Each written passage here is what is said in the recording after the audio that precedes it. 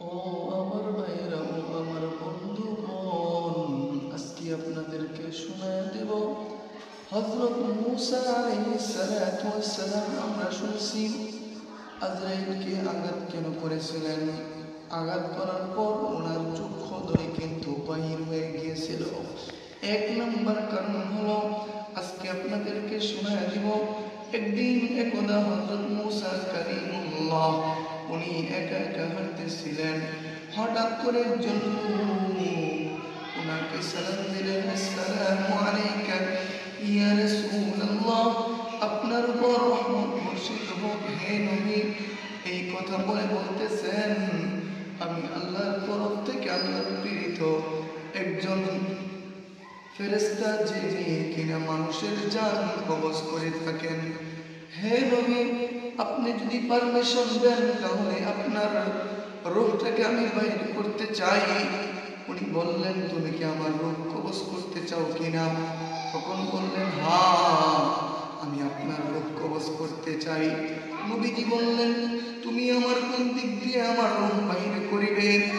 উনি বললেন, তোমার চক্ষুদ্বয় দ্বারা, আপনার চক্ষুদ্বয় দ্বারা আমি আপনার রূহ বাইর করতে চাই। নবীজি বললেন, আমি শুধু দূর পারে সেই চক্ষু দ্বারা আল্লাহর প্রকৃত নূর আমি দেখে ফেলেছি। সেই চক্ষের মাধ্যমে তুমি কিভাবে নূর বাইর করিবে? তখন বলতেছেন, তাহলে আপনার নাক দ্বারা আমি আপনার রূহ বাইর করে ফেলব।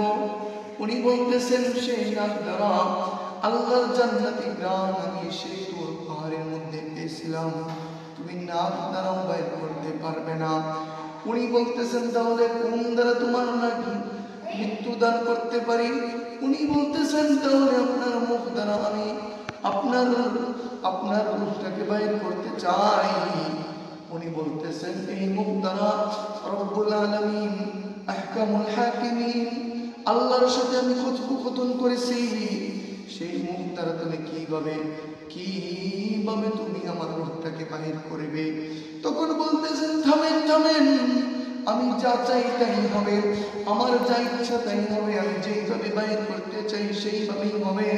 আমি কি মুখ দ্বারা বাহির করবো নাকি? আমি কি চোখ দ্বারা বাহির করবো নাকি? আমি কি আপনার নাক দ্বারা বাহির করবো নাকি? এটা আমার ইচ্ছা। এই বলার সাথে সাথে কোনো বিলম্ব নয়, এই বলার সাথে সাথে কোনো দেরি নয়। এমনি ভাবে সপাটে একটি চোর বসিয়েছিলেন মূসা, আর দেরি নয়, দুইটা চক্ষু সাথে সাথে বাহির হয়ে গেল। আল্লাহু আকবার। দুইটা চক্ষু বাহির হওয়ার সাথে সাথে আজরাইল কিন্তু আল্লাহ রাব্বুল আলামিনের দরবারে চলে গেলেন, আর বলতে থাকলেন, রব্বি আল্লাহ, হে আমার রব, আপনার মূসা আমার চক্ষু দুইটা বাইর করে ফেলেছেন, আপনি বলিয়া দিন আমি কি করতে পারি? আল্লাহ বলেছেন, থামো তাহলে আজরাইল, আমি মূসার দায়িত্ব নিলাম। কিছুদিন যাওয়ার পর মূসাকে আল্লাহ রাব্বুল আলামিন জিজ্ঞাসা করলেন, হে মূসা, তুমি কি চাও নাকি লম্বাটা দুনিয়ার বুকে বাস্তবিক করো?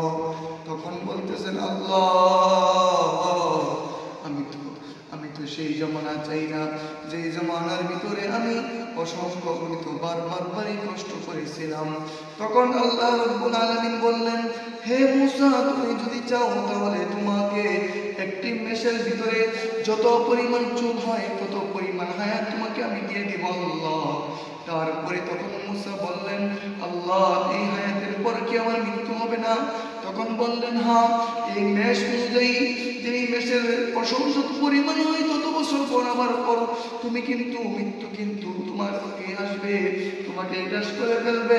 তখন বলতেছেন, আল্লাহ, আমি লম্বা হায়াত চাই না, লম্বা হায়াত চাই না, আমি তো শুধুমাত্র একটা চিজই চাই, আপনার দর্শনে আমি একবার যেতে চাই, আপনার সাথে সরাসরি সাক্ষাৎ করতে চাই।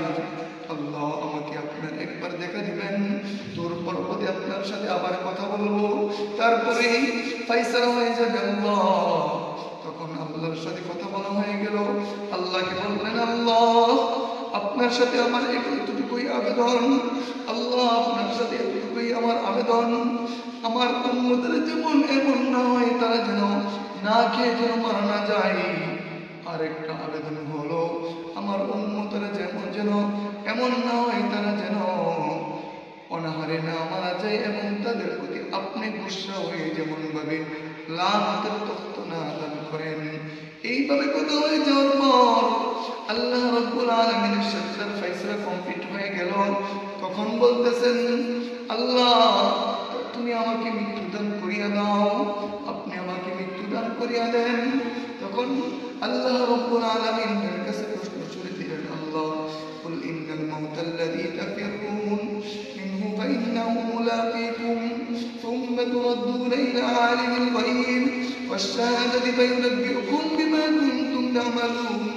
এই আয়াতের অর্থ আল্লাহ তাআলা জানাই দিলেন, হে মূসা তুমি লম্বা হায়াত পাইবা, কিন্তু মওতের আজরাইলের সাথে কিন্তু একদিন সাক্ষাৎ করতেই হবে।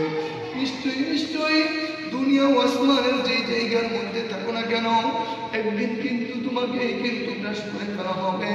হে যুবক, হে ইমানদার ভাইরা, তোমাদের কাছে আমি এতটুকুই আবেদন রাখতে চাই, মওত কিন্তু তোমাকে নিয়ে যাইবে। মওত থেকে যতই পালাও, মওত তোমায় লইবে গিরি। যদিও সুদূর আকাশ পানি পালাও সেটা লাগাই সিঁড়ি। হে যুবকেরা, তোমাকে কিন্তু অন্ধকার কবরে যাইতেই হবে। হে আল্লাহর ওয়ালারা, অন্ধকার কবরে সামান্য যদি না জোগাড় করে নাও, তাহলে কিন্তু তোমার মতো আমার মতো পতন বলা কোনো জাতি থাকতে পারে না। তোমার মতো আমার মতো কপাল করা কোনো মানুষ হইতে পারে না। আসুন ভাই, আমরা সকলে অন্ধকার কবরের ফিকির করিয়া আল্লাহ রাব্বুল আলামিনের নৈকট্য প্রাপ্ত বান্দা হওয়ার তৌফিক দান করে সবাই করি।